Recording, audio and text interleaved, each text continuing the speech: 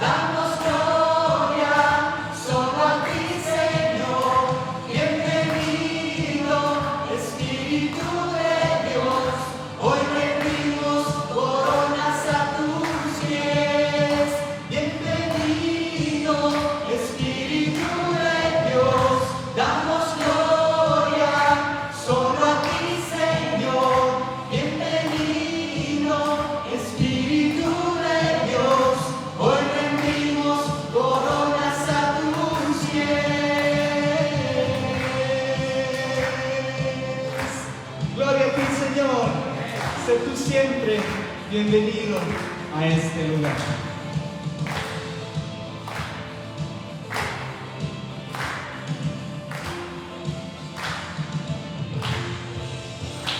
Gracias, Señor. ¿Cuántos pueden decir conmigo esta mañana? Señor, gracias por tu bondad. Gracias por tu bondad, Señor. Vamos a cantar juntos.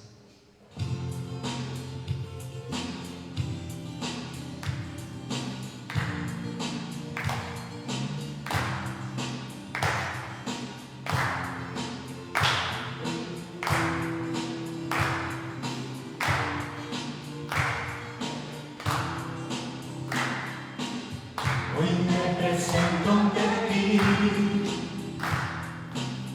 y solo hay algo que quiero decir. Gracias Dios, gracias Dios, por todo lo que me das, por bendiciones que no valoré.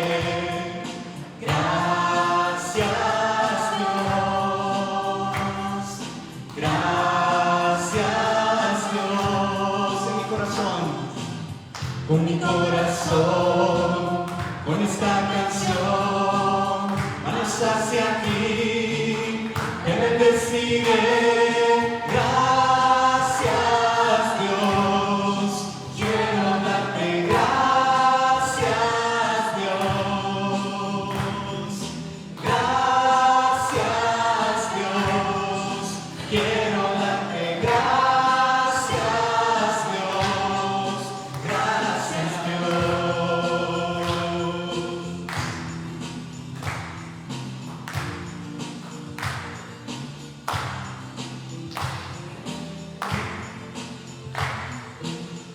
Solo tú eres digno, Señor, nuestra oración. Por lo que haces por mí, por darme luz en mi oscuridad.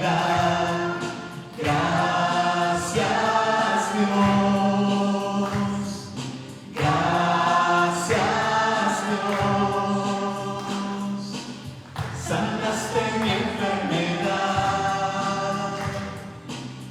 borraste toda vergüenza y maldad. Gracias Dios, gracias Dios. Dígale, Señor, con mi corazón, con esta canción, manos hacia ti, te bendeciré. Gracias Dios, quiero darte gracias Dios. Gracias Dios, quiero darte gracias Dios. Con mi corazón, con esta canción, manos hacia ti, te bendeciré. Gracias Dios, quiero darte gracias Dios.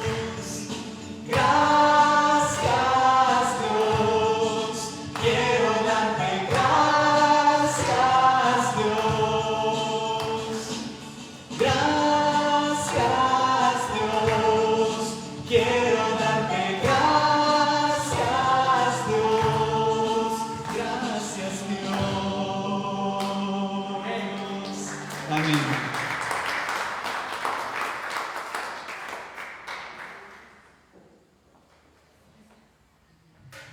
Pueden sentarse, hermanos, que Dios les bendiga. Qué bonito poder alabar al Señor de todo corazón y decirle gracias, Señor, porque ha sido tan bueno. Gracias, Padre, por simplemente tener esa bondad de tomarnos en cuenta y decirle al Espíritu Santo, también como le dijimos, bienvenido seas. Qué lindo poder disponer nuestras vidas a Él. Y pues también en esta mañana vamos a disponer nuestros corazones para recibir la palabra del Señor.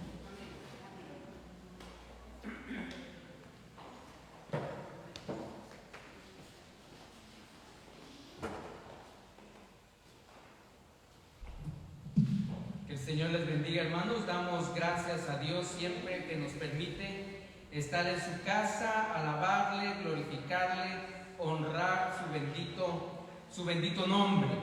Así que hoy, hermanos, vamos a iniciar una serie de sermones sobre la carta del apóstol Juan, primera de Juan, la primera carta del apóstol Juan. Y vamos a estar viendo ahí, la carta del apóstol Juan tiene algunas características interesantes. La primera característica que nosotros podemos notar en esta carta es que es una carta que habla mucho del amor, el amor de Dios, el amor del Señor, el amor que Dios tiene para su pueblo, para sus hijos, el amor que Dios tiene para toda su creación. Así que por eso es que he querido titular esta serie El auténtico amor. Y hoy vamos a estar hablando en el capítulo número 1, que son los fundamentos del amor auténtico. Es el fundamento del amor, lo que el Señor quiere darnos, lo que el Señor quiere reflejar, lo que el Señor nos deja ahí en su palabra como un fundamento de todo lo demás que viene para nuestra vida. Así que yo le animo para que lea conmigo la primera carta del apóstol Juan. Va a ser fabuloso, va a ser fascinante si usted puede leerlo durante toda esta semana. Creo que nos va a ayudar mucho a entender lo que el Señor nos dice, lo que el Señor nos pide, y sobre todo que nosotros podamos tener un fundamento fuerte sobre todo lo que es bueno, lo que es honesto, lo que es correcto, y creo que eso va a ser de mucha bendición para cada uno de nosotros. Quisiera dar algunos datos interesantes y generales de la carta que vamos a estar estudiando. Primero, recuerde que esta carta fue escrita por el apóstol Juan, que era uno de los 12 que anduvieron con el Señor Jesucristo. Así que toda la información que nosotros tenemos, tanto del Evangelio según San Juan, como en las 3 cartas del apóstol Juan, están dadas de primera mano. Nadie se lo contó, nadie se lo dijo, sino que él lo vivió. El apóstol Juan vivió todo lo que narra en su evangelio, y todos los fundamentos que él nos da, él los está recibiendo de primera mano. Aproximadamente esta carta fue escrita entre el año 85 y 90 de la era cristiana. ¿Por qué esto es importante? Porque tenemos que entender que la primera generación de cristianos ha pasado. Estamos ya en una segunda generación. Una generación que necesita conocer los fundamentos. Necesita conocer de primera mano lo que el Señor habló, lo que dijo, lo que estableció. Muchos de la primera generación que pasaron sufrieron persecución, sufrieron penalidades, fueron muertos, fueron perseguidos.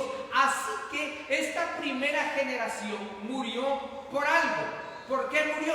Por el Evangelio del Señor Jesucristo. Y por eso es que Juan está dejando esta carta como un fundamento de todos aquellos que padecieron persecución. Entonces, cuando nosotros notamos eso, decimos, vale la pena el Evangelio del Señor Jesús. Si para esa primera generación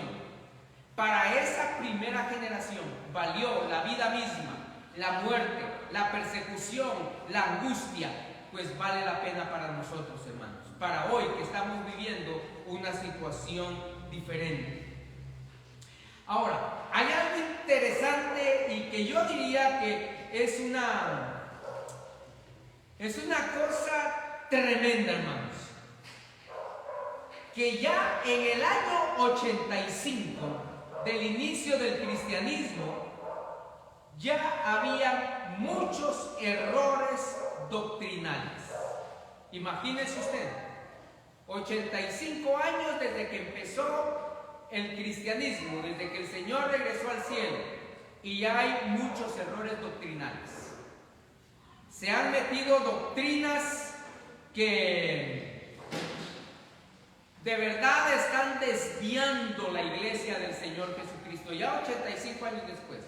Así que hoy, hermanos, imagínense usted 2000 años después, estar viendo tantas falsas doctrinas por muchos lados. No es nuevo, hermanos, no es nuevo.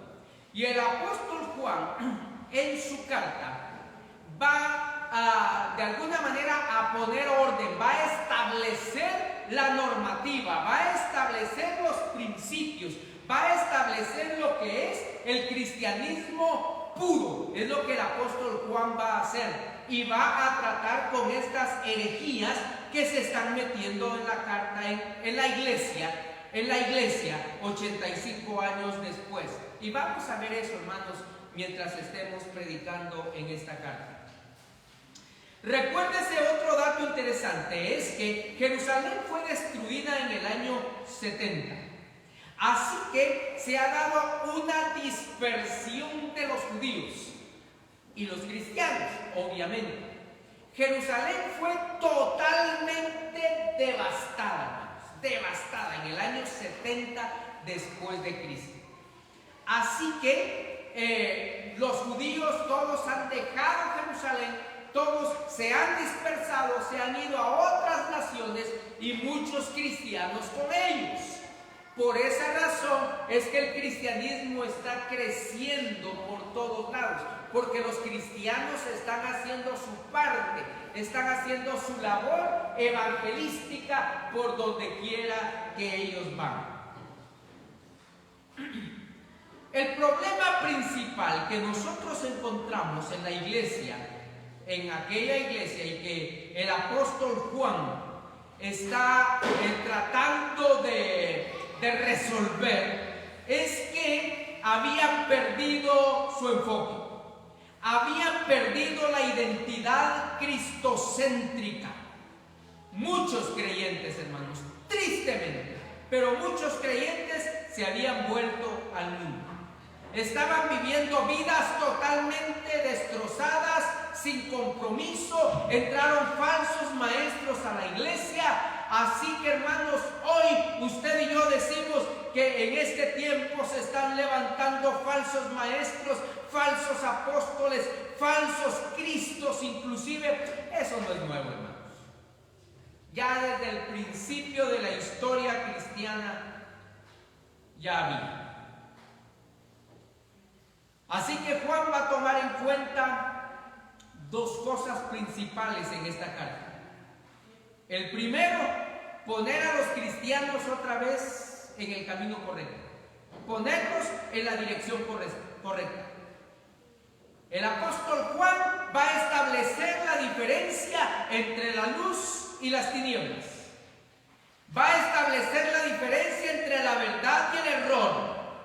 Y esa es su primera, dijéramos nosotros, prioridad en la carta.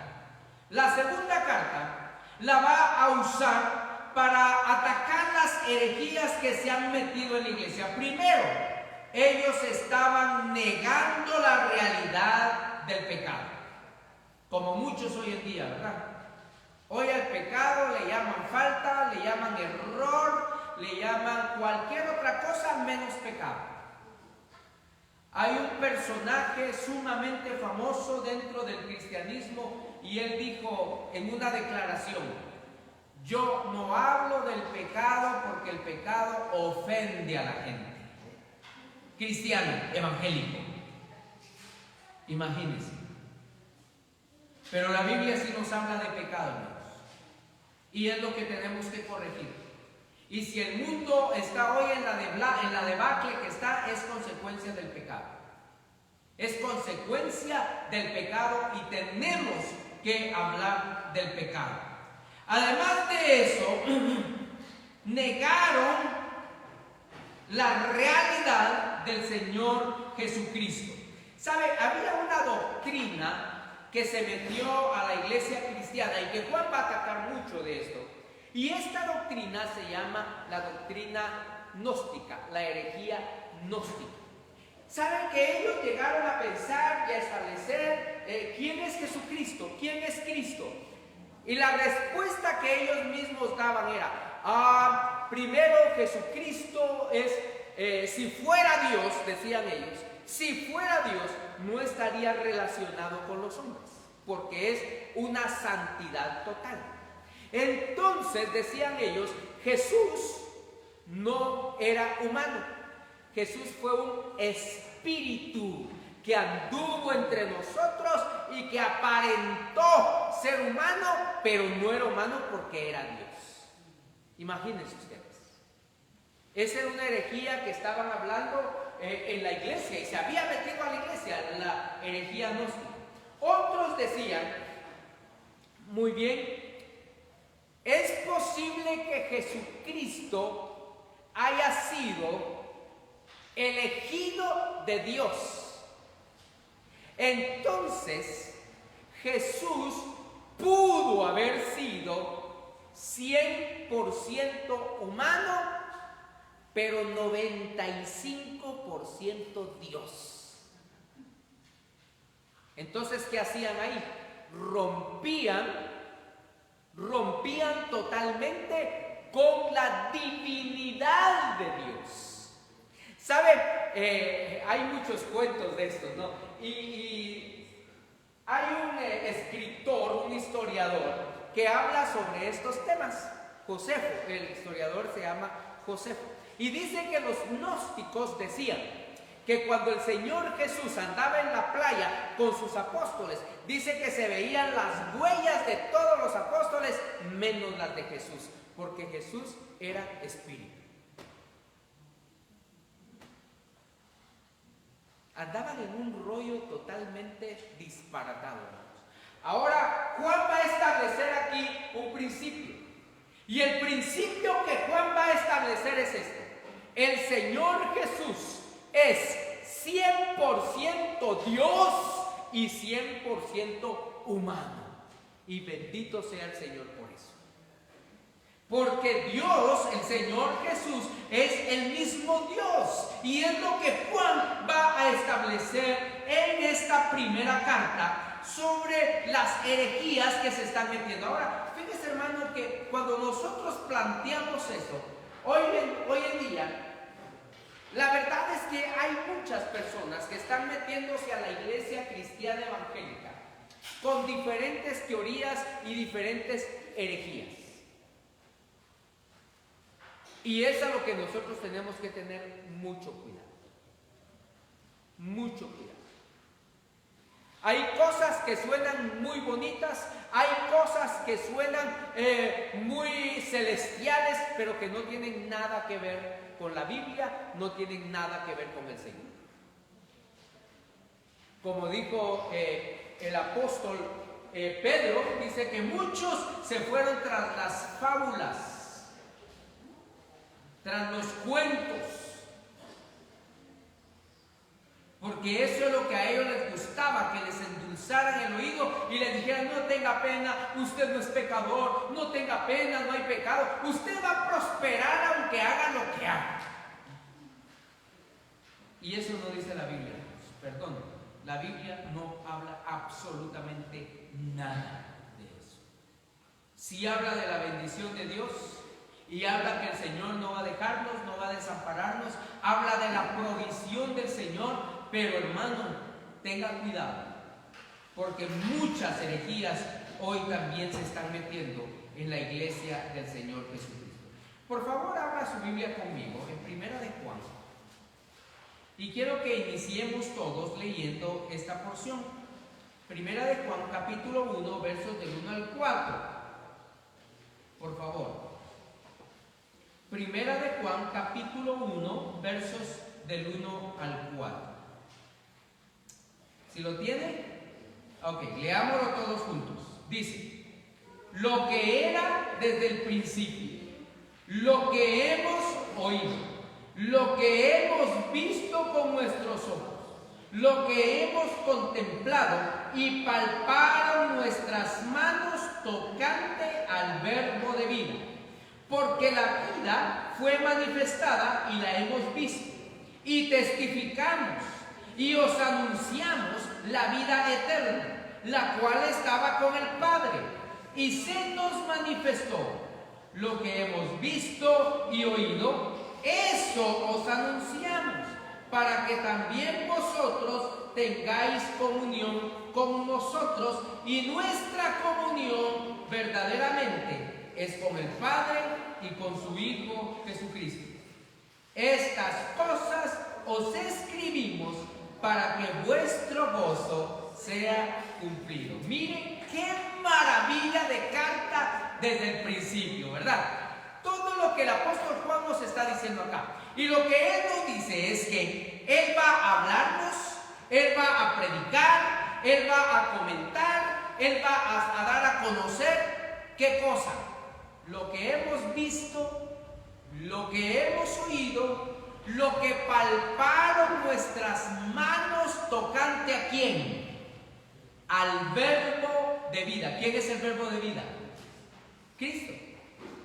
Entonces el apóstol Juan está estableciendo aquí de dónde sale toda la información que él va a transmitirnos, de dónde sale toda la información que él va a darnos, de dónde salen los principios fundamentales del cristianismo. Y él dice, lo que vi, lo que oí, lo que toqué, todo eso es lo que yo les voy a anunciar. No les voy a dar otra cosa que no sea lo que yo oí del mismo Señor Jesucristo. Es interesante, es lindo cuando el apóstol Pablo nos habla en relación a esto.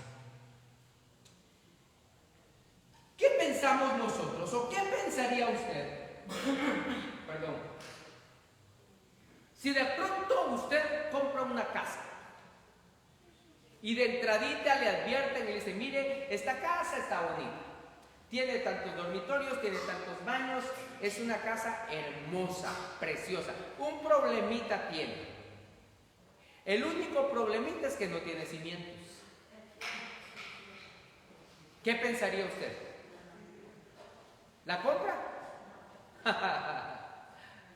O si cuando usted viene al templo y le dicen, mire hermano, este templo está bonito, mire cómo lo hemos dejado y tenemos planes para mejorarlo, pero el problemita es que no tiene cimientos.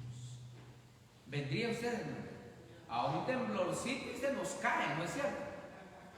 Se nos cae y nos cae encima y nos adelantamos para llegar al Señor. Eso sería lo bueno, ¿verdad?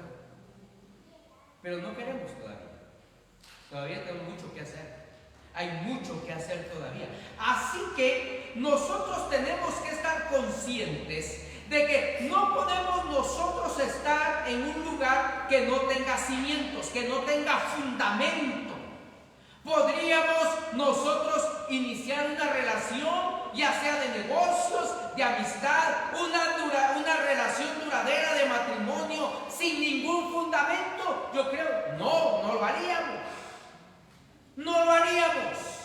Tiene que haber un fundamento y ese fundamento tiene que ser fuerte, tiene que ser verdaderamente fuerte, estable. Recuérdese usted que un fundamento es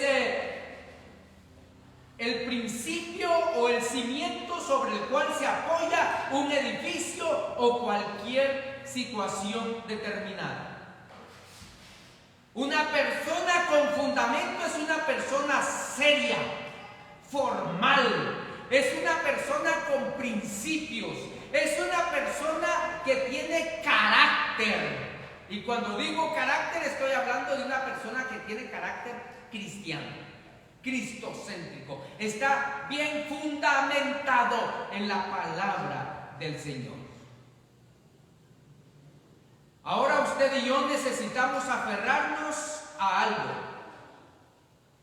Necesitamos estar aferrados a algo que dure, aunque este mundo entero cambie, se transforme y que transfiera todo. No importa que usted y yo nos sintamos seguros y tengamos estabilidad.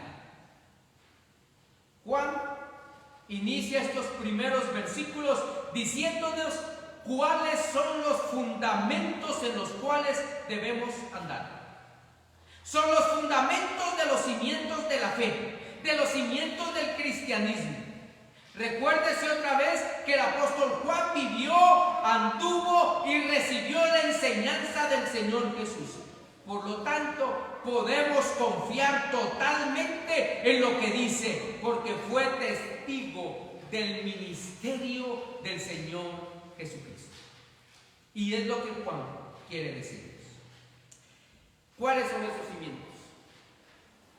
¿Sobre qué cimientos nosotros podemos basar nuestra vida?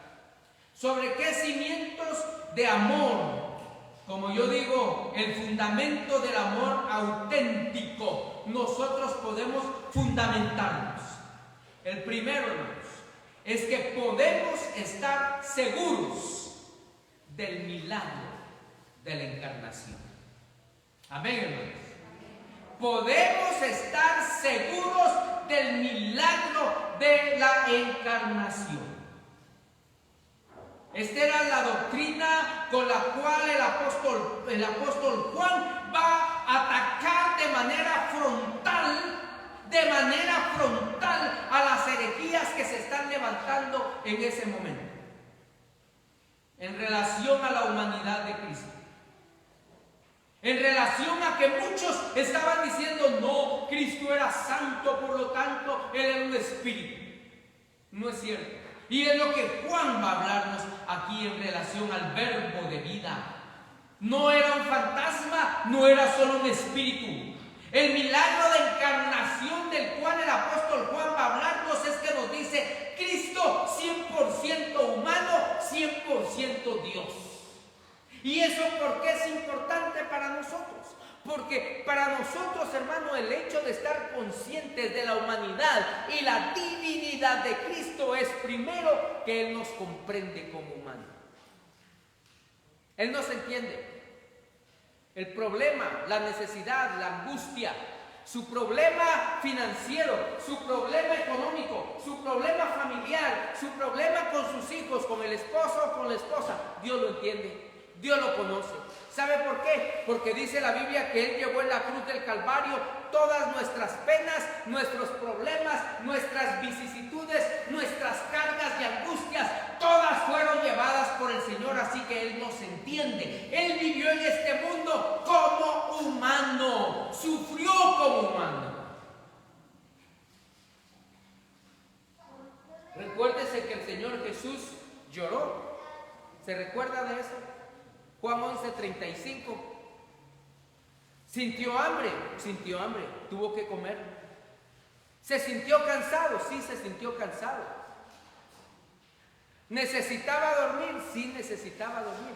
Era humano y era divino. ¿Cómo nosotros entendemos su divinidad? Porque hizo milagros, levantó muertos, sanó enfermos y amó con un amor tan grande que solamente Dios podía dar. ¿Hasta dónde nos amó el Señor? Hasta la cruz. Hasta la cruz. Hasta ahí nos amó el Señor Jesucristo. Y recuérdese usted cuando Él mismo decía, yo y el Padre, ¿qué dice? Uno somos.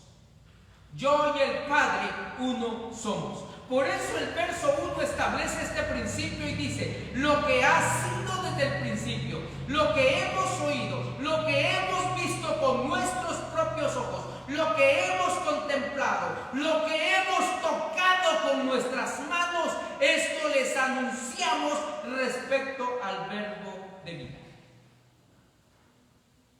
El apóstol Juan está hablándonos aquí de una forma tan entrañable, hermano. Está justificando el hecho de la importancia que entendamos del verbo de vida. Se encarnó y vino a este mundo. El apóstol Juan nos muestra la realidad de la eternidad de Cristo, lo que ha sido desde el principio. Lo que ha sido desde el principio. ¿Se recuerda usted en el Génesis?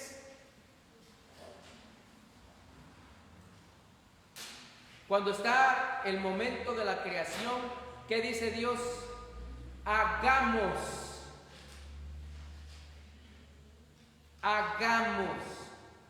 Los teólogos dicen, bueno, aunque no es totalmente claro ese plural de Dios ahí, está hablando de una Trinidad.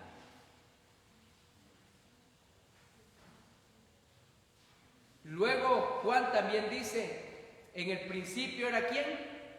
El verbo. ¿Y el verbo era quién? Dios. y el Verbo estaba con Dios. Dice Juan, todo fue hecho por medio de Él y para Él. Entonces el apóstol Juan está estableciendo este principio de la eternidad de Cristo. Cristo es eterno. Y a mí me encanta cuando el apóstol Pablo dice, porque Cristo vive, nosotros también ¿qué? Viviremos en esa gloriosa eternidad, hermanos. Una eternidad maravillosa. Cristo no fue un ser creado. Cristo ha existido desde siempre porque Él es Dios, hermanos queridos. Hay teorías que se están levantando, se han levantado antes y se siguen levantando ahora, que dicen que Cristo fue creado. Es un ser creado como todos nosotros. No es cierto. Cristo existió desde siempre. Y la palabra misma nos lo dice a nosotros. Cristo existió siempre, porque Él mismo es Dios. 100% hombre, se está identificando plenamente con nosotros. ¿Ha usted pasado por momentos de temor, de angustia, de rechazo, de miedo, de frustración?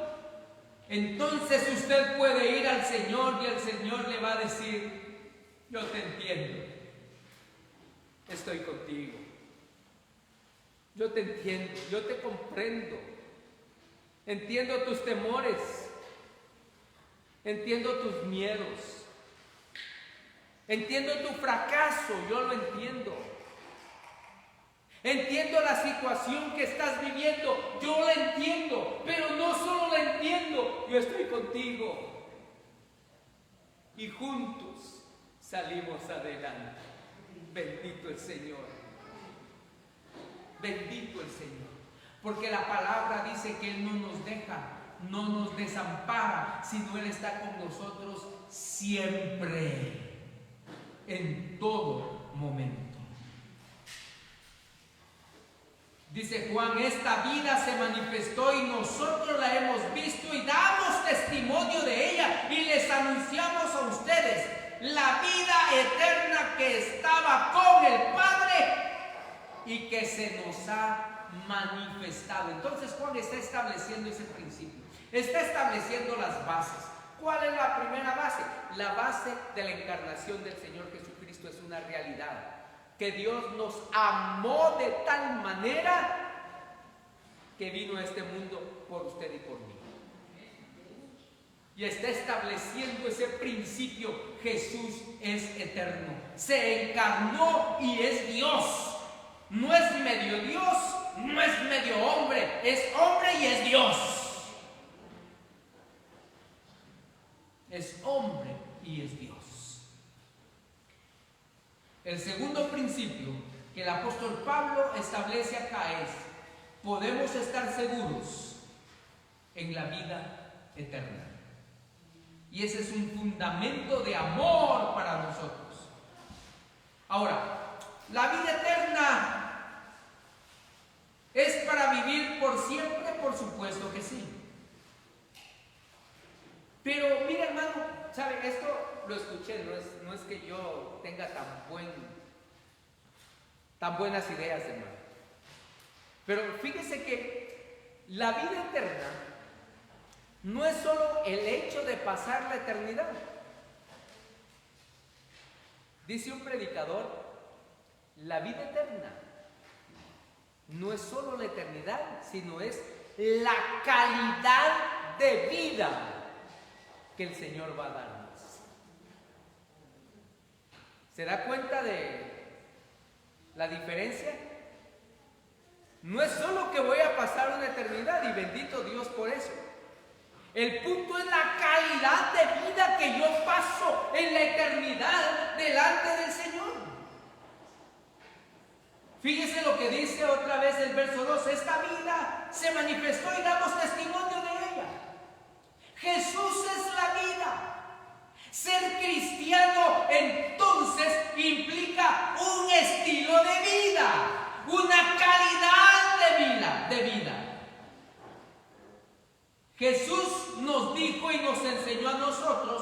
yo soy el camino, yo soy la verdad y yo soy ¿qué? La vida.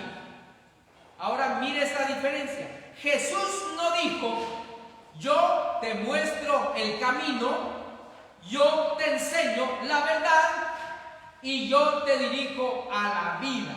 Eso no fue lo que el Señor dijo. El Señor dijo, yo soy. Yo soy el camino, yo soy la verdad, yo soy la vida. Entonces, hermanos, hay una diferencia entre ser y enseñar. ¿Es cierto o no es cierto?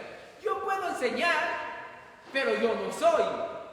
Por eso es que el apóstol Juan el Bautista, cuando le preguntaron, ¿eres tú el Mesías que había de venir? ¿Qué dijo Juan el Bautista? No, yo no soy. Yo solo soy el que les muestra el camino. ¿Se da cuenta de la diferencia? Juan el Bautista sí mostró el camino. Pero ¿quién era el camino? El camino era Jesús. Entonces, hermano, ¿qué nos muestra eso a nosotros? Mire, no hay otra manera de tener vidas plenas.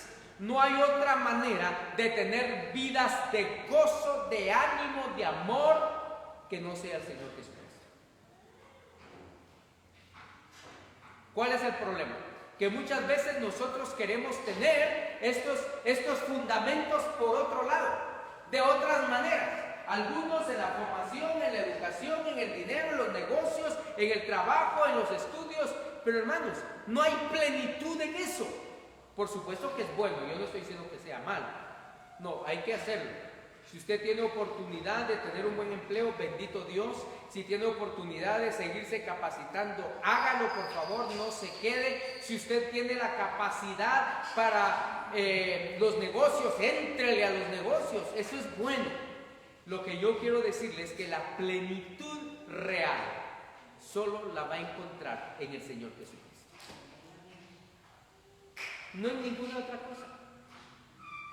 No en ninguna otra cosa.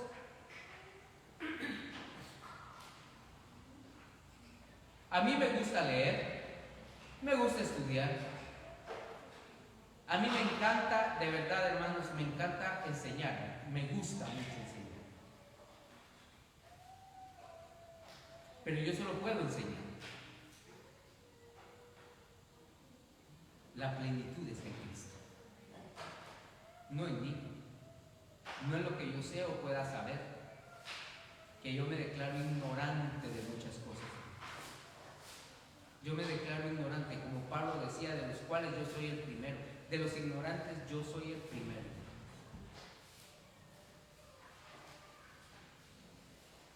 Pero la plenitud de vida está en el Señor. Y Juan dice, la vida que recibimos es lo que les compartimos. Ahora, ¿saben qué? Eso es algo impresionante y es algo que nosotros debiéramos tomar en cuenta. Dice el apóstol Juan, lo que yo recibí se los comparto. Entonces, si nosotros vamos a vivir en la plenitud de vida, tenemos que aprender a compartir con otros. Porque un cristiano que no comparte es una contradicción. Un cristiano que no comparte es una contradicción. Porque lo que nosotros recibimos tenemos que compartirlo. Y la vida que nosotros hemos recibido tenemos que compartirla, hermanos. No nos podemos quedar callados.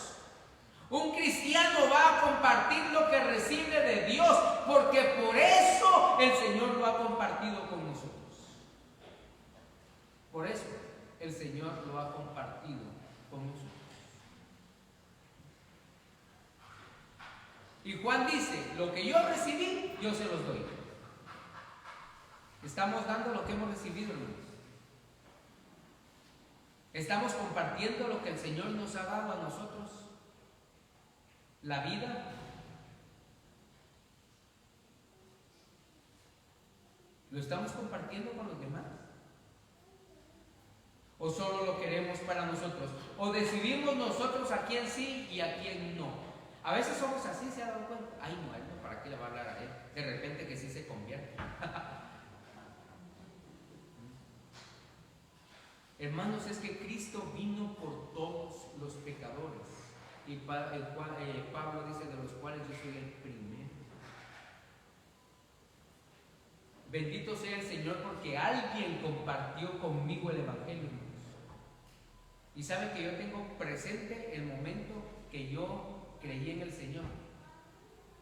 Yo tenía 12 años cuando recibí al Señor Jesucristo por mis maestros de escuela dominical.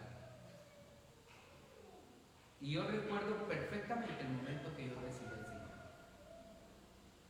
Y bendito sea Dios porque compartieron conmigo el Evangelio. Bendito sea Dios porque alguien compartió con usted el Evangelio. Ahora, ¿qué nos corresponde a nosotros? Compartir ese Evangelio. Compartirlo. Yo me recuerdo que en una oportunidad estaba hablando con una hermana y ella me decía, ay no, pastor, mire, yo la verdad es que yo no puedo compartir con nadie. Yo lo único que hago es mi testimonio y me gusta cantar y por medio del canto yo comparto. Y mi testimonio. Hermano, ni Cristo habló solo con el testimonio. Y eso que el testimonio de Cristo fue impecable. Pero Él anunció las buenas nuevas. Y lo mismo tenemos, por supuesto, el testimonio va a decir mucho, pero hermanos, tenemos que hablarlo. Lo que hemos oído tocante al verlo.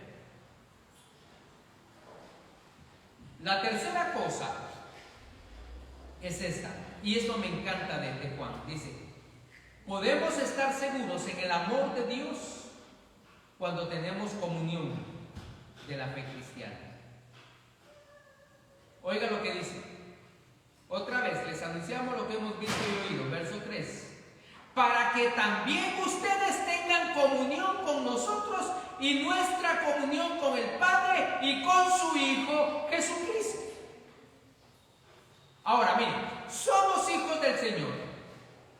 Y esto es un fundamento importante porque necesitamos tener una familia cristocéntrica. Necesitamos tener una familia de fe. Tenemos que tenerla, hermanos. Necesitamos la familia de la fe que somos nosotros, la iglesia, la comunión entre los creyentes, participar de las necesidades de la vida. ¿Para qué? Para que crezcamos en la fe. Es que, hermano, mire, el creyente no puede aislarse de la comunión con los suyos. No puede, sencillamente no puede hacerlo. ¿Por qué? Dice Juan, porque así como nosotros tenemos comunión, es la comunión que tenemos que tener con el Padre y el Padre con el Hijo. La comunión que hay entre ellos, hermanos, se refleja en la comunión que debemos tener entre nosotros. La comunión que debemos tener entre nosotros. ¿Para qué? Para que crezcamos en la fe.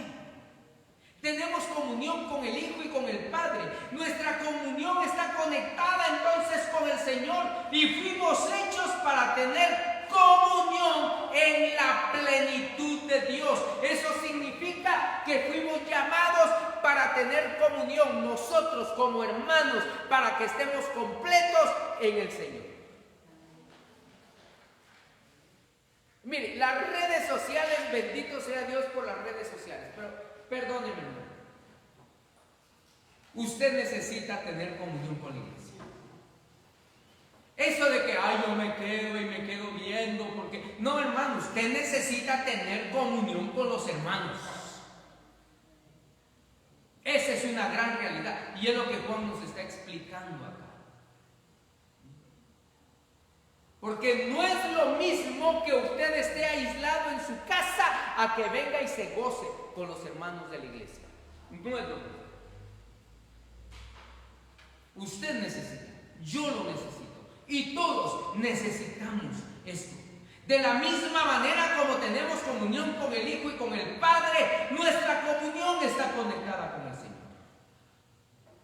Y como familia de fe tenemos que estar en comunicación constante, personal, con el cuerpo de Cristo, que es la iglesia. Lo necesita, hermano, y yo lo necesito, es lo que Pablo dice. Un cristiano no puede estar aislado de la comunión con los hermanos, sencillamente no puede. Sencillamente no puede. Tiene que. Es un fundamento de la vida cristiana, es un fundamento del amor de Dios, es un fundamento eterno en el Señor. Y termino con esto. En el amor de Dios podemos estar seguros, en el gozo de la fe cristiana. Mire lo que dice Juan en el verso 4. Les escribimos estas cosas para que nuestra alegría sea completa. Para que nuestra alegría sea completa. Entonces, el gozo no es solo una emoción. La alegría en el Señor no es solo una emoción. Es un estado. Es una cualidad cuando estamos en el Señor. Y el gozo del Señor no depende de las circunstancias en las que yo esté. No depende de las circunstancias. El gozo del Señor va a mantenerse en nuestra vida siempre. Por eso el Señor Jesús dijo: mi paz os dejo, mi paz os doy. No como el mundo la da, yo os la doy.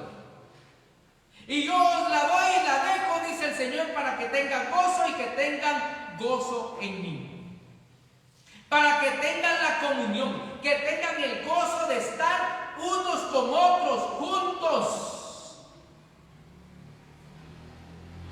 Y otra vez, la verdad es que necesitamos la congregación, porque esa es parte de la bendición de Dios. Por más tecnología que tenga en el planeta, nunca, óigame esto, nunca va a poder sustituir la relación interpersonal. Jamás lo va a sustituir.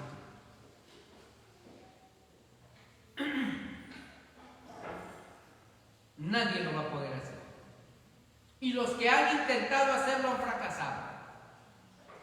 El cariño, el amor, la empatía nunca pueden ser sustituidos. Por eso es que nace la comunión.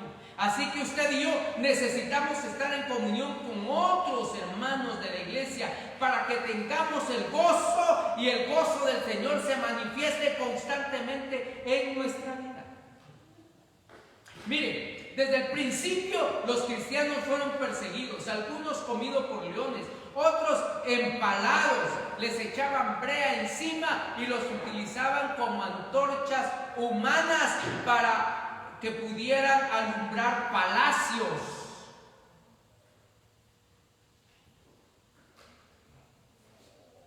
Se cuenta que en una oportunidad Nerón, que fue uno de los primeros que persiguió la iglesia, iba a viajar a su palacio real, a uno de los palacios, y había una calle que se llamaba, no sé si todavía está, pero se llamaba la Vía Apia. Y él mandó poner estacas a lo largo de toda la Vía Apia. Y en cada uno de ellos puso un cristiano colgado. Cuando él iba a pasar, hizo que les echaran brea y les prendieran fuego para que le iluminaran el camino cuando él iba pasando. Así de sanguinario era ese hombre. ¿Puede imaginarse usted los cristianos vivos quemándose, sirviendo de antorcha? Ahora usted me dice, ¿pero por qué lo hicieron? Porque amaron al Señor, hermano.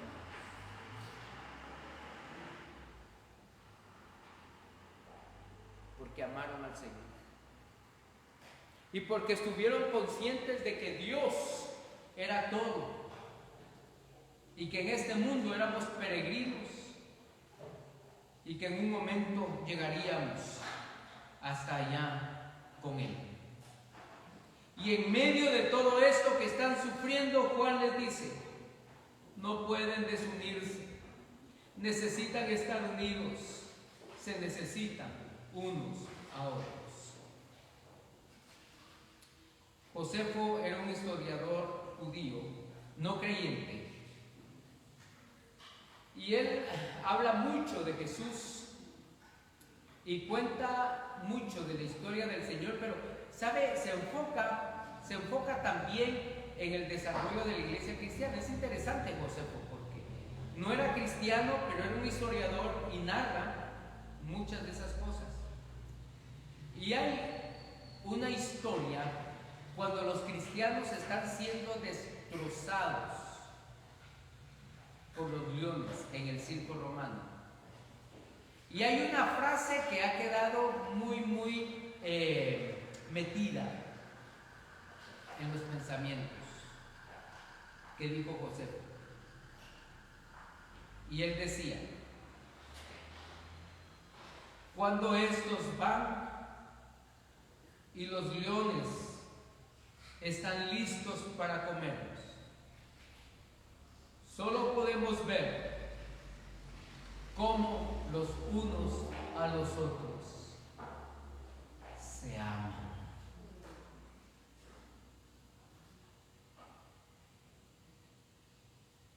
Miren cómo se aman los unos a los otros.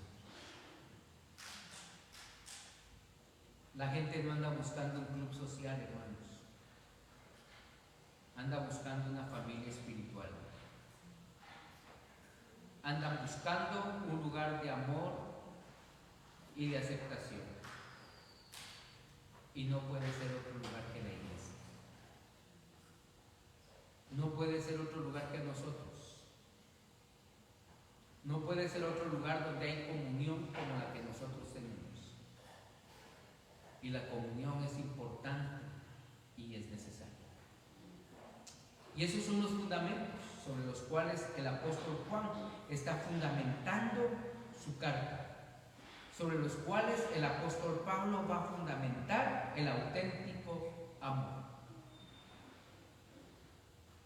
Que Cristo se encarnó, se hizo hombre, que Él, haciéndose hombre, nos mostró a nosotros la verdad de una vida eterna, la verdad de la necesidad de una comunión de la fe cristocéntrica y la verdad de un gozo en la familia del Señor. Inclínese vuestro rostro. Padre bueno, Señor Dios Todopoderoso, esta mañana, Señor, nosotros llegamos delante de ti, Padre, reconociendo primero nuestra necesidad de ti, reconociendo, Padre, que nosotros creemos que tú veniste, te encarnaste, te hiciste hombre sin dejar de ser Dios. Gracias, Señor, por darnos la realidad de la eternidad, de esa vida, de esa calidad de vida que tú quieres darnos. Señor, permite que esta iglesia sea ejemplo de comunión y de amor hacia el mundo que nos rodea. Y permite que seamos ejemplo también de un gozo que permanece, que se mantiene y que está gracias a tu presencia, Padre. Gracias, bendito. En el nombre de Jesús oramos. Amén, Señor. Amén. Hermano, le invito otra vez. Lea Primera de Juan. Es un libro chiquito, pequeñito, pero léalo. y es lo que vamos a estar predicando durante